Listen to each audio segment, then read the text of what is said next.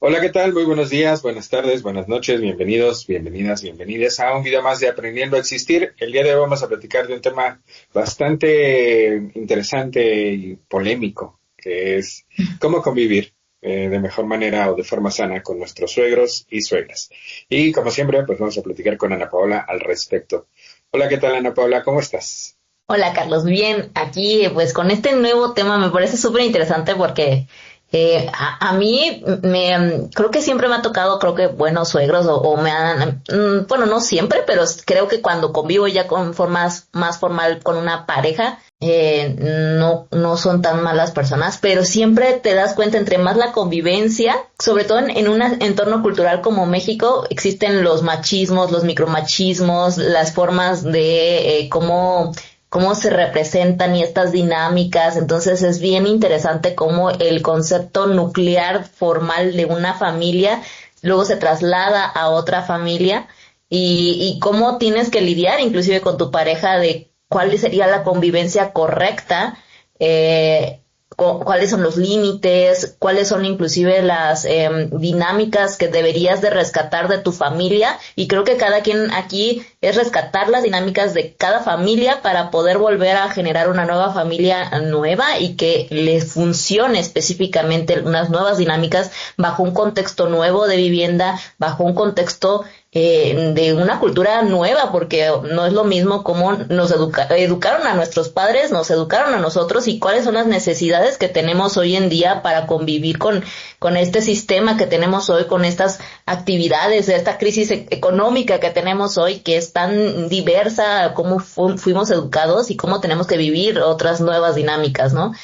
Entonces, me parece súper interesante hablar de esto.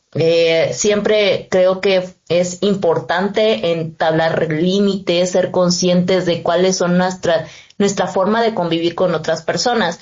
Y sobre todo aquí manejamos ciertas jerarquías, como es el hecho de tener que convivir con suegros o con nuestros padres, y cuál sería esta dinámica lo más sana posible, ¿no?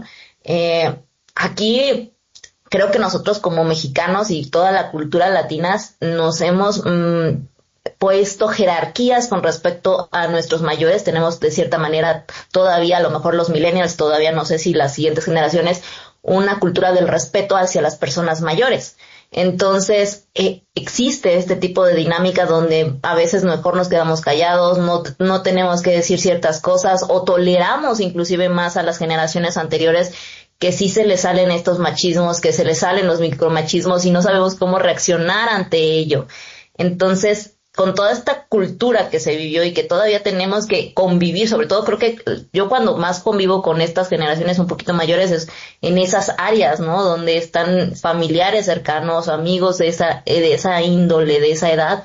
Entonces, ahí ya no sé ni cómo debatir, por ejemplo, con personas en esa jerarquía de mi suegro, mi suegra, de que son machistas o no.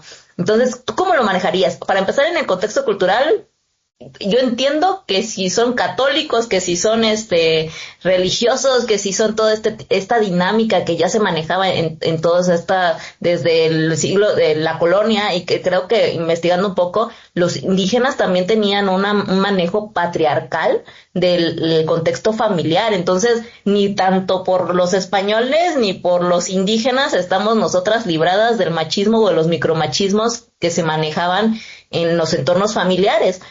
¿Cómo se manejaría hoy un entorno sano familiar con los suegros? Muy bien, bueno, hay diversas investigaciones que, aunque no se llega a consensos específicos de reglas claras del punto número uno, punto número dos, punto número tres, sí hay sugerencias que pueden ser bastante interesantes tomar en cuenta.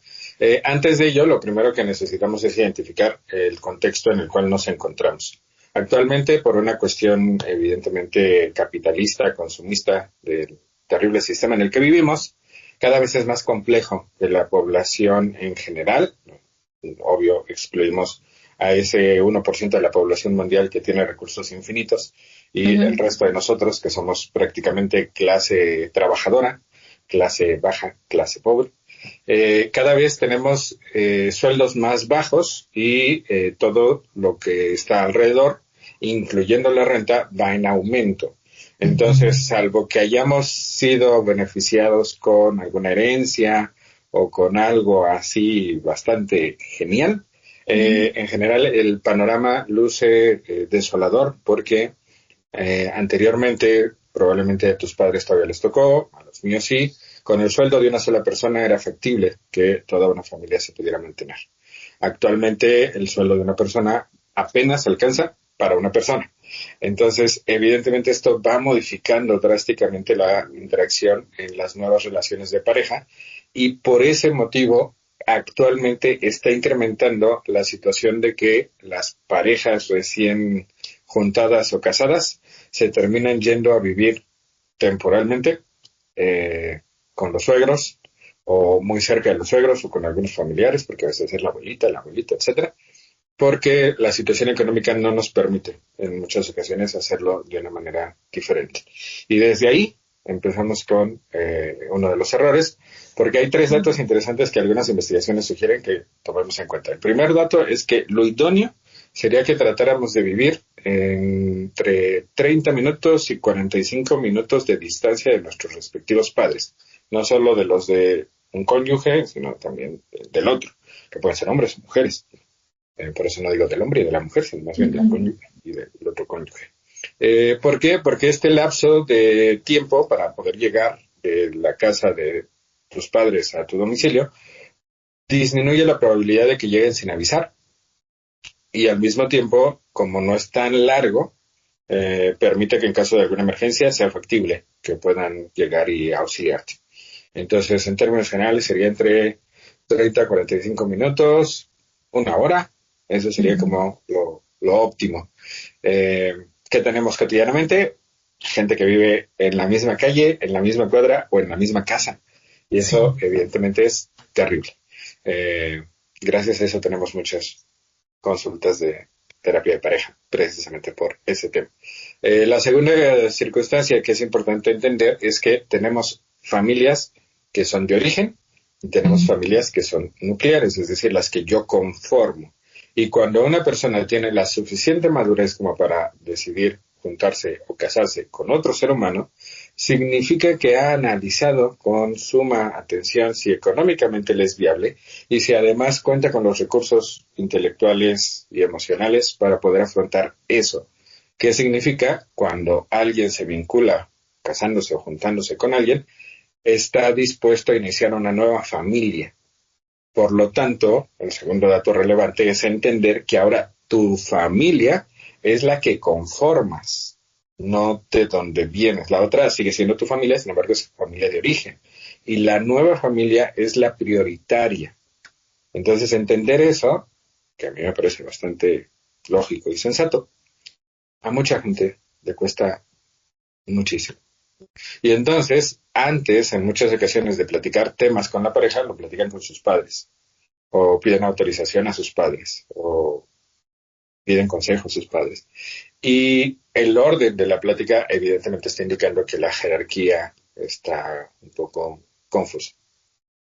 Y un tercer dato que también es relevante es identificar que en caso de que yo decida vincularme en una relación de pareja, la frecuencia en cuanto a visitas a nuestras respectivas familias de origen se reduciría drásticamente. Prácticamente lo óptimo sería únicamente en festejos, por ejemplo, de cumpleaños o a lo mejor Navidad, y a lo mejor es un niño, vamos a Navidad en tu casa y al siguiente año en la mía, cosas por el estilo, y ya. ¿Cuál es la problemática? Que al vivir en una sociedad patriarcal, machista, misógina, bonita como la nuestra, estamos acostumbrados, o bueno, mucha gente está acostumbrada a que cada fin de semana sí o sí tienen que ir a visitar a sus respectivos padres, ya sea a los tuyos o a los míos, o uno y uno. Y esto es terrible porque elimina la posibilidad que los fines de semana, que de hecho muchas personas trabajan de lunes a viernes y solo tienen fin de semana como para hacer actividades en conjunto con su pareja, y algunos otros trabajan de lunes a sábado y solo tienen un día, el domingo, para poder hacer estas actividades. Eso prácticamente elimina la posibilidad. Exacto. Y luego las personas dicen, pero ¿por qué esta relación no está funcionando? Pues porque para que algo funcione se le tiene que dedicar tiempo. Y si el tiempo que yo le estoy dedicando a mi familia, se lo dedicara a mi familia de origen, se lo dedicara a mi pareja, a mi nueva familia, esto podría funcionar. No es garantía. Sin embargo, si de inicio, cual si fuera ritual religioso, como si fuera manda, yo tengo que ir cada fin de semana a ver a mis padres, o tú tienes que ir cada fin de semana a ver a los tuyos, ahí evidentemente estamos sembrando seguramente un factor que a la larga nos va a separar. Entonces, estos tres factores es de lo que se ha investigado que tienden a propiciar gran parte de las discusiones en las relaciones de pareja. La distancia en la que se vive, la jerarquía y, por el otro lado, la convivencia, porque en muchas ocasiones lo que algunas parejas están haciendo es, pues tú vas ese sábado a ver a tu familia, yo voy ese mismo sábado a ver a la mía y el domingo tú y yo hacemos cositas juntos, que sería más sensato, aunque lo idóneo sería, no sé, ver a tu familia cada 3 meses, cada 6 meses. Evidentemente eso no implica que tú no puedas, a lo mejor entre semana, pasar a visitar a tu papá o a tu mamá, estar en contacto con ellos, llamarles, videollamadas, etcétera. Sin embargo, aquí estamos hablando sobre todo de estos rituales en donde es a fuerza que tienes que acompañarme a visitar a mi respectiva familia, cuando en realidad es mi familia de origen. No es tu familia de origen. Y en muchas ocasiones gran parte de los conflictos que se dan en las parejas es precisamente porque no hay una muy buena interacción entre suegros y nueras o suegros y yernos. Entonces, bueno, me parece que no es tan complejo. El problema es, tenemos tan arraigado este tipo de rituales que a veces para mucha gente es prácticamente imposible cuestionarlos.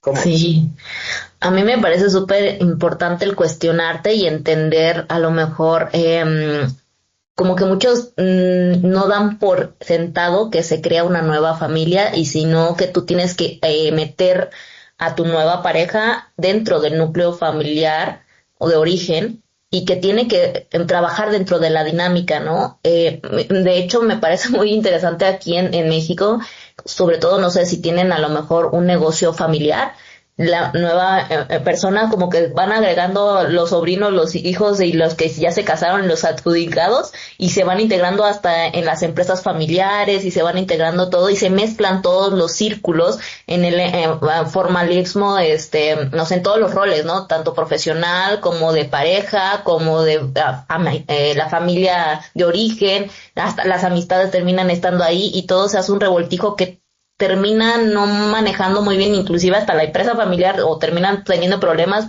porque ya no saben dividir una cosa con la otra. Y esto se da muchísimo aquí en México y me parece súper importante hablar de la separación de roles y la separación de necesidades, inclusive hasta profesionales, ¿no? No sé, me parece súper importante que también hablemos de lo que esperan los suegros o las suegras, porque muchas veces ellos son los que educan a que este núcleo original sea o inclusive hasta tratan bien para que te inmiscuyas en este núcleo, ¿no? No permiten que te salgas, no permiten que hagas una vida aparte, sino que te meten. Por un lado, entiendo la funcionalidad, porque muchas veces se manejaban como tribus y entre más apoyo tengas de tu tribu, mejores economías podían manejarse, tienes más protección, más apoyo, más dinámicas nucleares, porque precisamente por eso aquí en México hay más arraigos de que en los trabajos te apoyan diciéndote fulanito de tal puede entrar a cierta área, pero porque es el amigo, el primo, el sobrino, el cuñado, o sea, son aquí es más que nada por recomendaciones o porque son conocidos que entras a un lugar. Es más, a mí me han tocado hasta personas que si vas a una cita con alguien y ya empiezas a tener un poquito más de citas, si quieren inmiscuirte en su familia, presentarte a tus papás, te preguntan los papás a qué te dedicas, qué haces, o sea, todo el currículum vitae le tienes que decir, pero de tu familia, de dónde vienes y todo.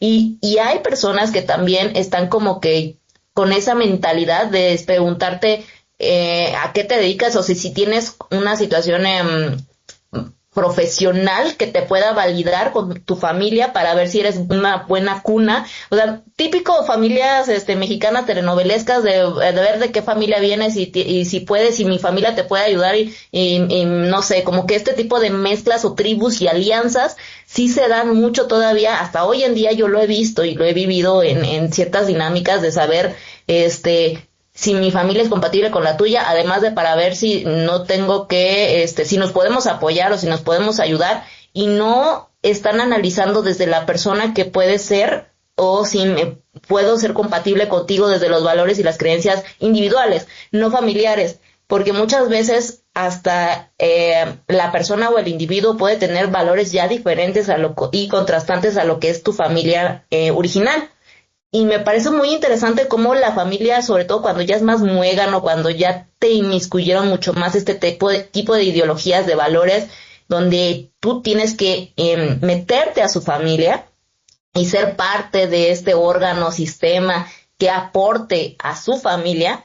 Eso ya es como un poco más estrategia de a quién integro a mi familia, un poco más hacia los judíos, algo así lo manejan ellos, donde si aportas y todo, entonces te puedes meter y puedes inclusive apoyarte en nuestro sistema familiar, que también tiene ciertas jerarquías, tiene ciertos estatus económico y te meten hasta una situación de trabajo, ¿no? Entonces, muchas veces también por eso te integras a una familia y te integras y aceptas a lo mejor hasta los suegros, porque a lo mejor los suegros están mejor posicionados y sobre todo en una crisis económica, pues terminas ayudándote más de los suegros que de la propia pareja, ¿no? A veces son más una situación de conveniencia que por en verdad la persona con la que vas a quedarte de pareja. Entonces, aquí, ¿eso es válido? Claro que es total y completamente válido. O sea, tener relaciones no por amor, sino por mero interés, por supuesto. Que sea lo pertinente desde el punto de vista saludable, psicológicamente hablando, pues evidentemente no. Y esa es precisamente una de las principales problemáticas que se ven en el ámbito de la psicoterapia, sobre todo en el caso de muchas mujeres que inicialmente entran como a estos clanes, ¿no? Estas familias tipo mafia, en donde de alguna manera todos juntos sirven como apoyo y protección, apadrinan, ¿sí? Sin embargo, la problemática, al igual que en el caso de la mafia, es que una vez que entras, difícilmente puedes salir. Y no necesariamente porque te lo impidan en realidad, sino porque todo tu mundo lo construiste en función de ese entorno. La casa está a lo mejor en el terreno de los suegros, el segundo piso lo echaron juntando el dinero para construir encima del departamento de los otros, trabajas en la empresa familiar o en el negocio que tienen, el primo, el sobrino, el tío te apoya llevando a los niños a la escuela, trayendo, o sea, al final creas todo un entorno que suena idílico cuando la situación de pareja va bien.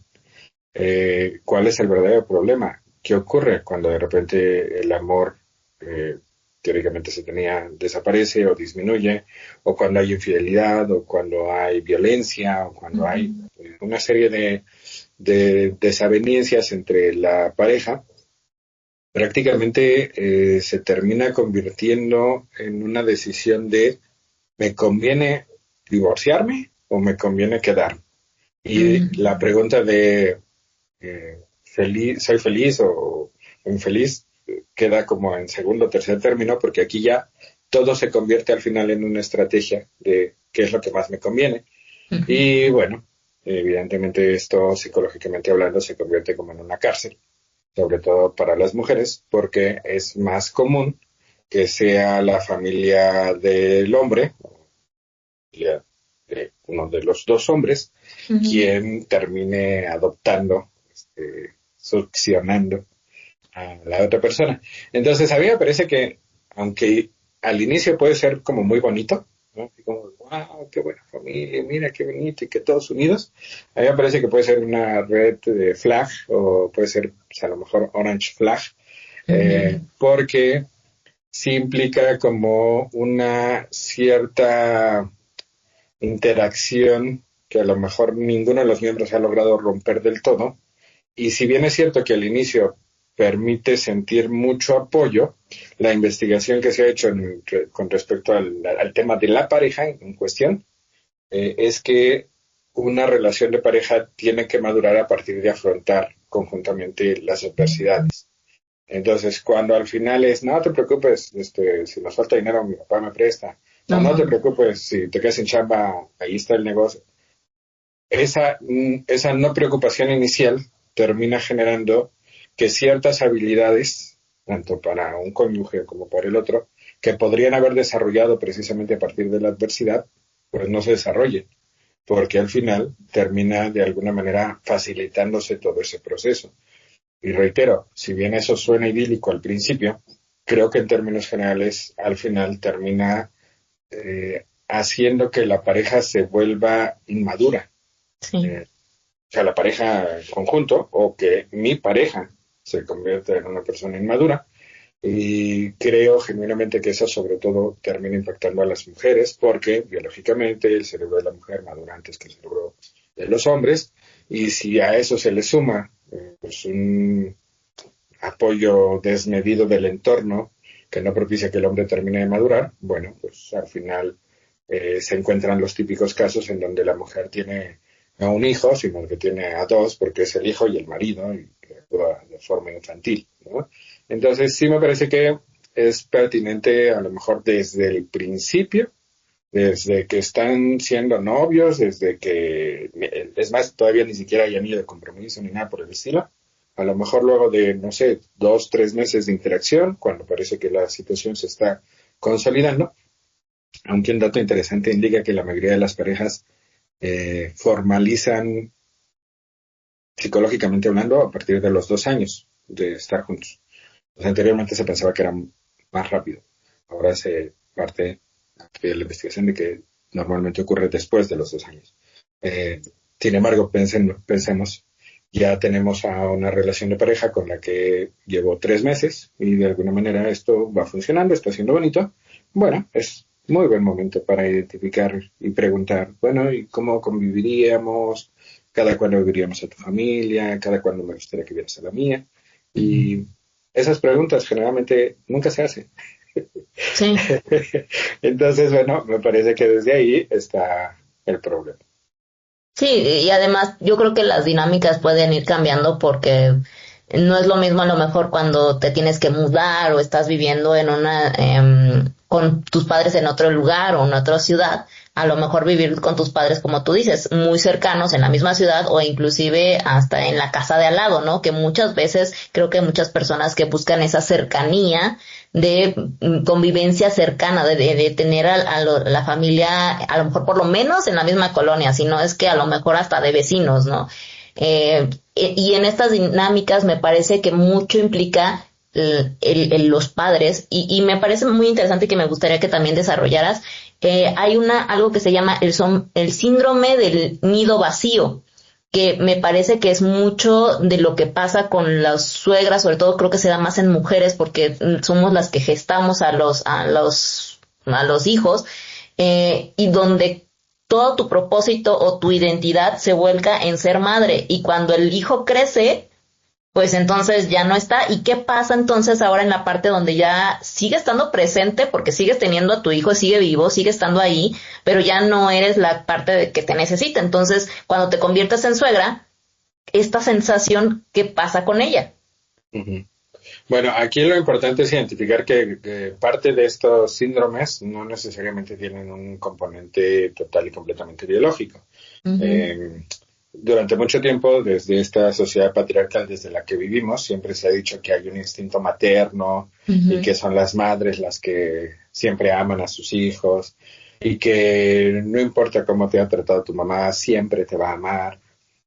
La realidad es que no. O sea, no hay un amor inherente y ese afecto puede surgir tanto en hombres como en mujeres.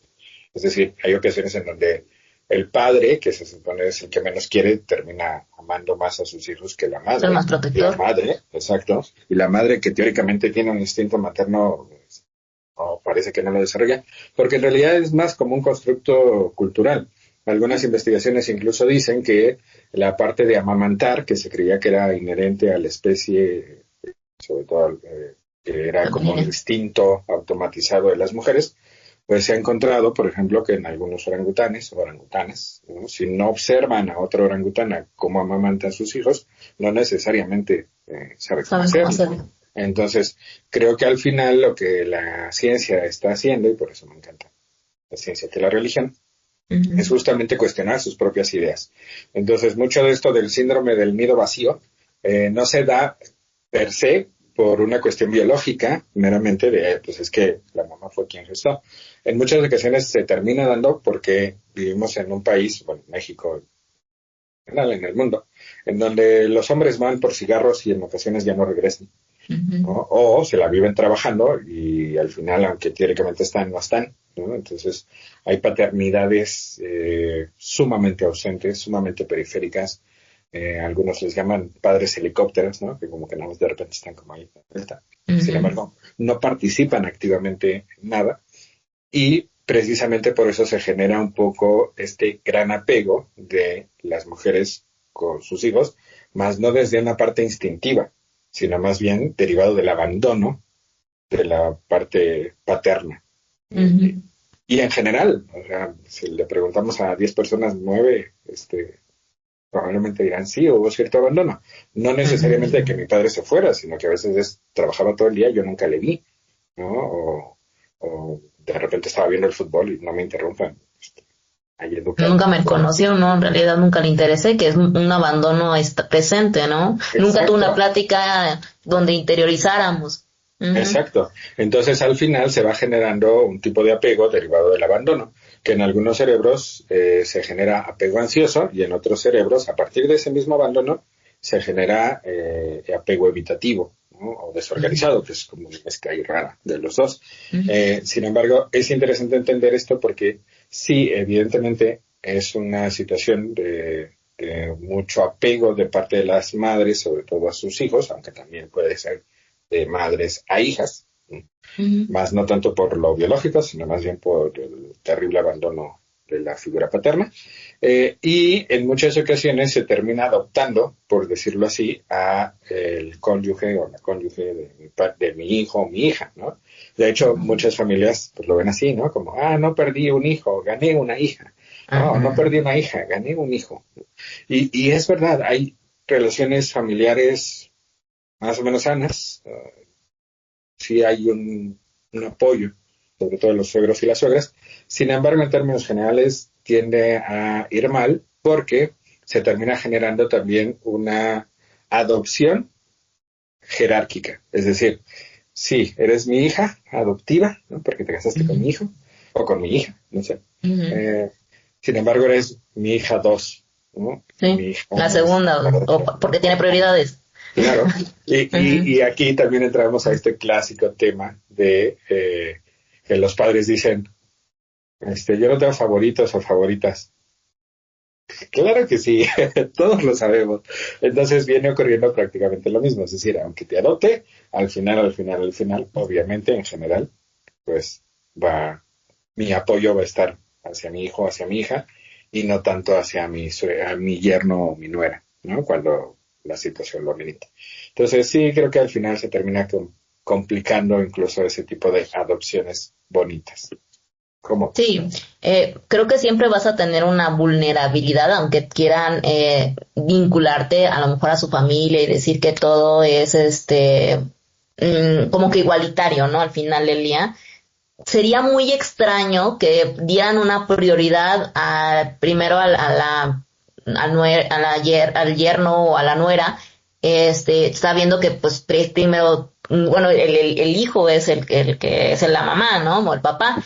Entonces es muy raro. No dudo que pudiera haber, porque me ha tocado casos de, cualquier cosa que te hagan o lo que sea, primero está la suegra, digo, la nuera o el yerno, pero aquí depende mucho de el hijo o la hija de cómo se está comportando. A lo mejor no sé, he escuchado de casos donde hasta se fueron a la cárcel y la suegra o el suegro sí apoya mucho al yerno o a la nuera porque hay un apoyo de que tiene hijos, de que fue una situación extrema, ¿no? No, pero son casos muy contados. Entonces, al final del día, siempre van a preferir al hijo porque pues ahí con ellos salió de su vientre, con ellos ya gastaron todo el dinero, con ellos ya tienen una dinámica de toda la vida, y a pesar de que haya pasado alguna situación, cuando es una dinámica de pareja, siempre vas a necesitar primero resolver la dinámica de pareja, y todo lo demás que está por externo ya es parte de otra dinámica, de otra familia, de otro núcleo, contenido nuclear, otra parte donde no se puede involucrar tanto en las decisiones de la pareja. Entonces, aquí me parece, como te dije desde un inicio, me parece siempre importante como separarlo. Pero ¿qué pasa también cuando a lo mejor estas personas, como te digo, las personas que tienen el síndrome del nido vacío, que a lo mejor fueron madres solteras, porque aquí se da mucho esa dinámica de madres solteras, y que los hijos quieren proteger a las madres solteras y que quieren tener como esta dinámica de es que primero mi mamá, es que pobrecita, le pasó muy mal, y si en dado caso quieres una relación conmigo, tienes que ir primero a aceptar que mi mamá va primero, o primero es vamos a vivir con mi mamá, o tengo no la voy a dejar sola, o no pienso dejar sola. Aparte, acá hay que poner aquí como esta etiqueta donde se está muy mal visto en México, lo ven como hasta abandono a los adultos mayores, el no verlos, el no estar al pendiente, el no apoyarlos económicamente. Hay mucha dinámica donde tú como adulto le tienes que aportar todavía un salario casi a tus padres por agradecimiento, por ayuda, por apoyo, y es todavía el doble o el triple de complicado hoy en día para nosotros como millennials, al menos en esta sección. Aparte de todavía apoyar a los padres cuando no te puedes a duras penas a terminar de fortalecer económicamente tú mismo, ¿no? Y por eso muchos ya no quieren tener hijos, no podemos apoyar a los padres y tenemos que simplemente vivir en la austeridad para poder vivir tranquilamente.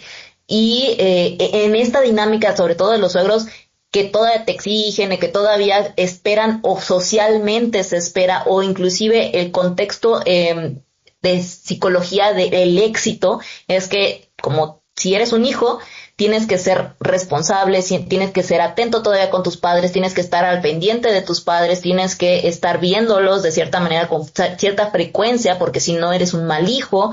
Tienes que a lo mejor hasta apoyarlos económicamente, y aparte tienes que cuidar de tu familia, y aparte tienes que ser proveedor en cuestión de los hombres, en esta dinámica, y las mujeres también nos ponen inclusive de cuidadoras, y si en dado caso no sé, si eres tú la cuidadora en esta dinámica de machista, si a lo mejor alguno de tus padres, tanto tus propios padres como hasta tu suegro se enferma, tú también te haces responsable de cualquiera de las dos bandas, porque al final del día tú eres responsable como cuidadora. Y muchas de estas dinámicas se manejan o se estratifican como si eso fuera lo adecuado y lo exitoso y lo valioso.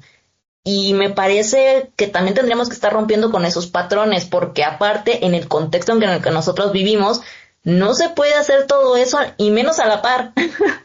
Está súper complicado. Claro.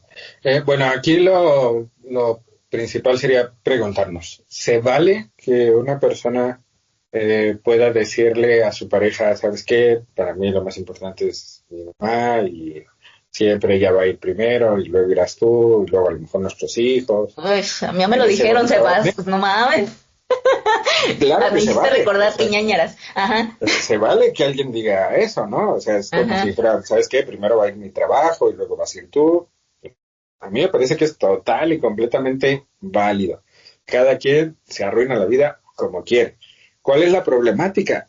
Que en muchas ocasiones esto no se dice, ¿no? O sea, a mí me parece que es muy honesto cuando alguien puede abiertamente decirle a la otra persona, ¿sabes qué? Seas hombre o seas mujer, las reglas conmigo son así.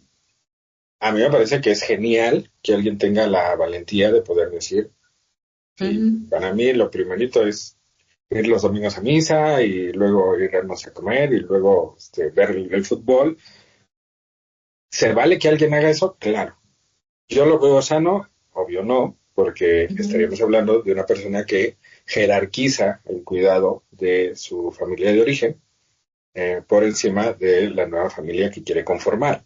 Es Ujú. como un poco, pues quiero tener dos cosas que no puede ser factible porque requiero mi tiempo para esas dos situaciones. Es como decir, pues quiero dos trabajos, dedicarle mi tiempo principalmente a uno y que los dos me paguen bien y no me corran.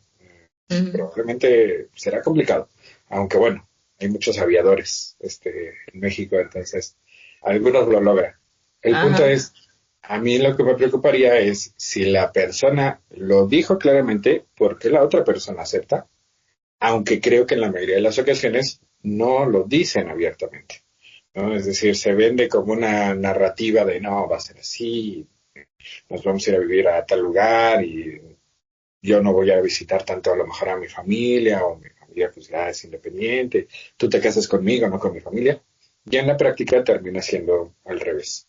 Entonces, ahí sí me parece que es triste porque no es que la persona voluntariamente haya aceptado un mal acuerdo, es que el acuerdo que se vendió fue diferente, ¿no? Aunque también es verdad que hay ocasiones, contados, donde la otra persona dice, esto va a ser así, y la otra persona acepta porque en su cabeza cree que gracias al poder del amor, como Ujú. Sailor Moon, va a lograr cambiar la perspectiva de su pareja. Y eso evidentemente es un terrible error. Si ya desde el principio me están diciendo un poco cómo son las características, pensar que voy a lograr que la persona cambie para bien es bien complicado. Ni siquiera nosotros como psicólogos tenemos la certeza de que podemos cambiar para bien a alguien. Ujú. ¿Cómo esperas que Entonces, lo haga otra persona? Sí. claro, claro, ¿no? Y eso que la persona viene voluntariamente, y eso que la persona viene y me paga para que yo intente ayudarle, y ni siquiera Y yo siente la tengo todo. necesidad. Y hay otras personas que Claro, nunca sienten la necesidad. Entonces, ¿por qué lo van claro, a hacer? sí, por supuesto. Entonces, a mí me parece que sí es muy importante que se platique de todo esto.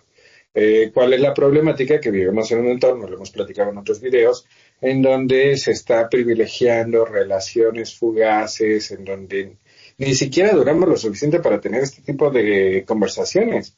O sea, Ujú. la primera problemática, ya, next, ¿no? Incluso, ya, bueno, antes era así, ahora ya es así, porque las aplicaciones tienden a ser así, ¿no? O así. Ajá. Ajá.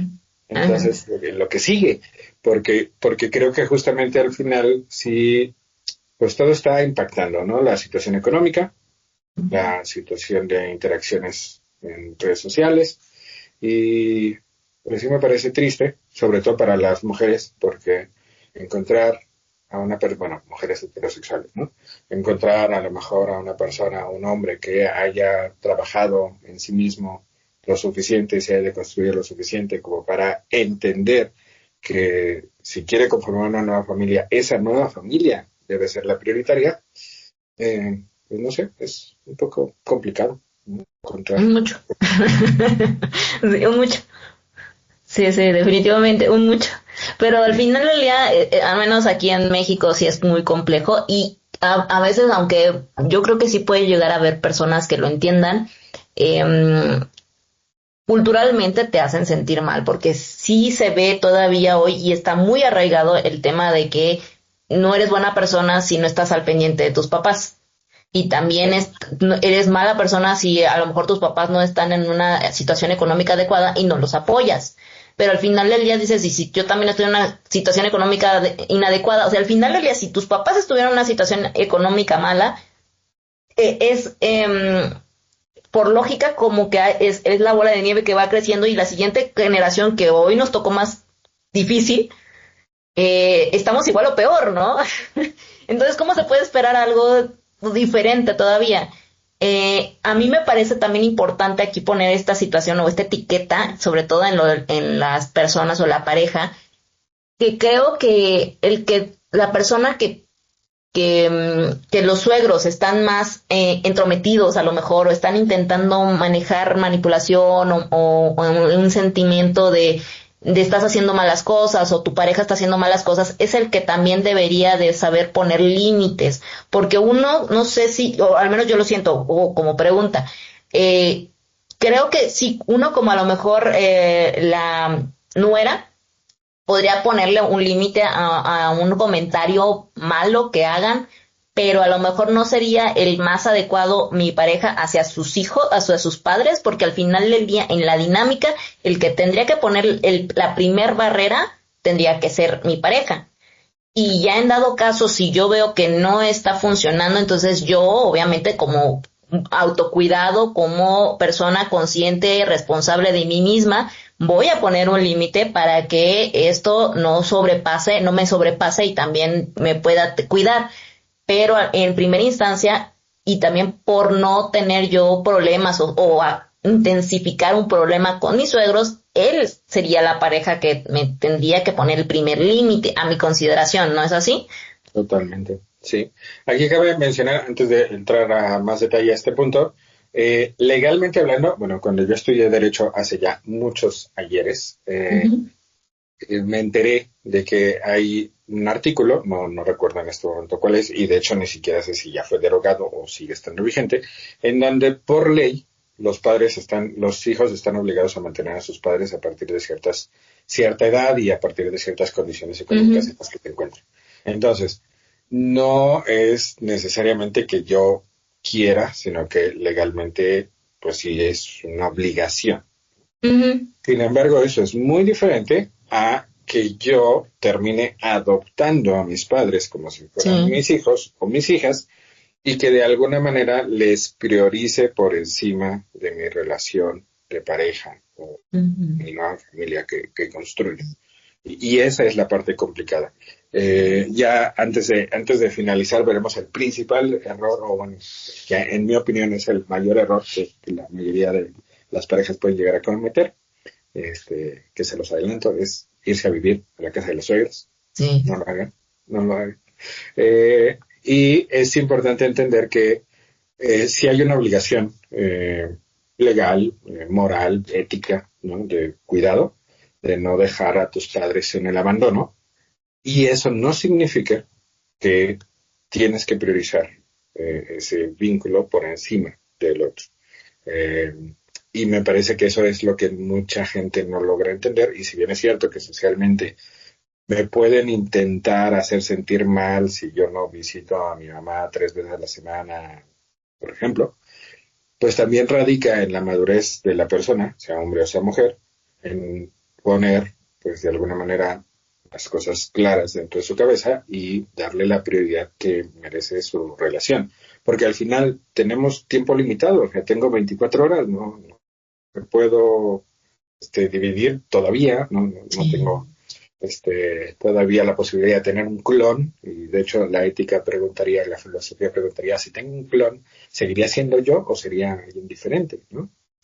Entonces, al final yo no me puedo dividir y necesito darle prioridad que considero que lo merece más.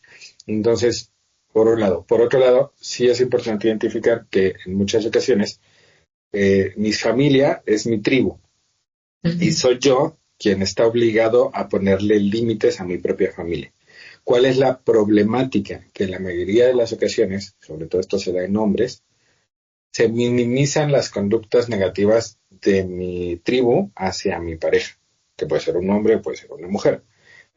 Se da sobre todo en caso de hombres, como un poco como que defiendo a mi papá con sus comentarios machistas, o a mi mamá con sus comentarios de que mi pareja no sabe cocinar, o a mis sobrinos, o a los nietos, Uh-huh. hijos de alguien más, un primo, una prima, que de repente ofenden a mi pareja.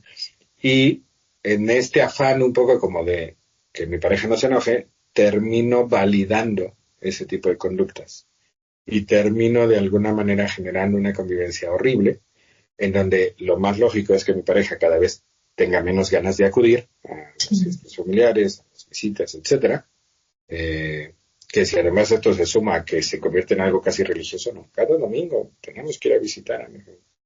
Es horrible y me parece que ahí lo idóneo sí es que nosotros, si notamos ese tipo de conducta en nuestra pareja, que puede ser un hombre o una mujer, sí se lo hagamos ver, le hagamos notar qué pasó, cómo me sentí y qué me gustaría que hiciera a partir de ahora. Y si luego de esa conversación mi pareja sigue sin hacerlo, entonces nuevamente se plantea qué pasó, cómo me sentí y yo qué voy a modificar. Que ahí es cuando se sugiere a las personas, decir, a partir de ahora yo ya no voy a ir a visitar a tu mamá. Así. Que no es lo mismo decir, y tampoco quiero que vayas tú, no. Tu familia, adelante, siempre tratando, evidentemente, de que la priorización pues, sea a la relación de pareja, ¿no? Si quiero que funcione, si no quiero que funcione... Déjalo ya. A menos que te convenga. Sí, porque a veces uno dice, no, pero pues es que no se vale. No, claro que se vale. Tú puedes hacer lo que quieras, ¿no? Solo que si lógicamente quieres que tu relación de pareja funcione, pues hay que darle prioridad. No es como una plantita, ¿no? Si yo no alimento a mi plantita, pues obviamente se me va a morir, aunque sea un cactus. Entonces, creo que sí es importante que la gente lo entienda así. Y finalmente, antes de irnos, quería mencionar que creo genuinamente que el principal error que alguien puede cometer, que sí, yo sé que a lo mejor algunas personas que nos ven pueden decir, no es cierto, en mi caso fue maravilloso. Sí, es como jugar a la lotería. O sea, claro, quienes han ganado, pues van a decir, no, sí, jugar a la lotería está padre. El problema no es que no haya a quien le vaya bien, es que el grueso de la población no se va a ganar nunca la lotería, no nos vamos a ganar nunca la lotería. Y esto es más o menos lo mismo. Irse a vivir a la casa de tus suegros o irse a vivir con tu pareja a la casa de tus padres es comprar boleto para psicoterapia de pareja en un año, si es que quieren ir a psicoterapia, ¿no? Y si no, pues es comprar boleto para un divorcio de vista. Entonces, sí me parece que es importante que la gente lo entienda y que trate de recordar que lo idóneo es vivir entre 30 a 45 minutos, una hora de distancia de nuestros respectivos padres para tener apoyo en caso de necesitarlo, más no una injerencia directa de parte de ellos. ¿Y qué es lo que vemos cotidianamente? Lo que vemos cotidianamente en psicoterapia, o lo que me ha tocado ver cotidianamente en este punto en psicoterapia, es que la gente vive directamente en el mismo departamento, en la misma casa, porque anteriormente era, bueno, vivo en el mismo terreno, ¿no? Pero ahorita ya no hay terrenos, o sea, ya mucha gente ya no tiene terrenos, solo tiene ni casas, tienen departamentos. Entonces es en uno de los 2 cuartos, o en uno de los 3 cuartos, ahí vivo con mi pareja en el mismo espacio, y eso evidentemente afecta sobre todo en la parte de la intimidad, en la parte de la sexualidad, y bueno, obvio. No. Y termina mal todo. Claro, no, es horrible, honestamente. Entonces, mi sugerencia es, hagan cuentas, y si genuinamente no te es factible pagar un espacio independiente para vivir con tu pareja, no estás listo, no estás lista a ahorrar más. Sí. Y no, pues es que voy a tener que ahorrar 10 años, ¿sí? O vivir en el Living Apart Together, que es una nueva modalidad en donde tú tienes tu casa, yo tengo mi casa, y un poco como que unos días vamos a la tuya y unos días a la mía, aunque viene siendo lo mismo. O sea, si mi casa es con mis papás, pues no tengo casa, o sea, no lo puedo implementar como tal. Entonces, hablando un poco como de, bueno, es que a lo mejor yo vivo en un lugar muy chiquito y a lo mejor no cabemos con roomies. A mí, no, con roomies. Bueno, a lo mejor ahí se podría de una manera diferente, sin embargo, en general es, haz cuentas, y aunque esto no es nada romántico, porque nos ha venido mucho la idea, ¿no? Del amor lo puede todo, y ya encontraremos la forma, y Dios aprieta pero no ahorca. Y mis papás son buenos, te van a querer. Exacto, es más, va a ser un ratito, nada más va a ser por un año. 6 meses. A eso dijo mi hermana, 5 años y se echó 15. No, es que es así, porque al final lo que va generándose es, en lugar de buscar que mis habilidades se desarrollen para afrontar la problemática, como ya se me resolvió temporalmente, pues se convierte en una solución a largo plazo. Entonces, yo no se los recomiendo, a menos que quieran darnos más chamba en psicoterapia de pareja. Sí, la verdad, a mí me parece muy buena, un muy buen consejo. Yo nunca he vivido con mi pareja con suegros ni nada, pero sí me trajeron al cuñado. Y bueno, en dado caso, ella por lado y terminó divorciándose. O sea, estadísticamente a mí sí me pasó esa situación donde mi hermana se terminó divorciando, entonces yo también les puedo decir, no vale la pena. Entonces no lo hagan y no vale la pena, aunque no se quieran meter, aunque la suegra no se quiera meter, no esté ahí de chismosa ni nada, obviamente pueden ver todos los problemas, las dinámicas, inconformidades que se tienen, van a ver una situación donde sí o sí va a haber un enojo, un pleito, se sienten incómodos al respecto y después hasta la pareja, bueno, quien en este caso mi hermana, terminaba súper enojada y después otra vez como si nada hubiese pasado y se contentaba con el marido, ¿no? Y mi mamá ya súper encabronada, entonces no tiene caso, no tiene caso. La verdad sí necesitan su espacio, todos necesitamos nuestro propio espacio. Es más, viviendo con tu pareja yo creo que necesitas una recámara que sea exclusivamente tuya. Y Claro. por eso es complejísimo tener todavía a otro núcleo familiar dentro de tu propia casa. Necesitas tus propios espacios. Entonces, váyanse a otros estados donde sea más barato, recomendación, para poder tener un poquito más de espacio de vivienda.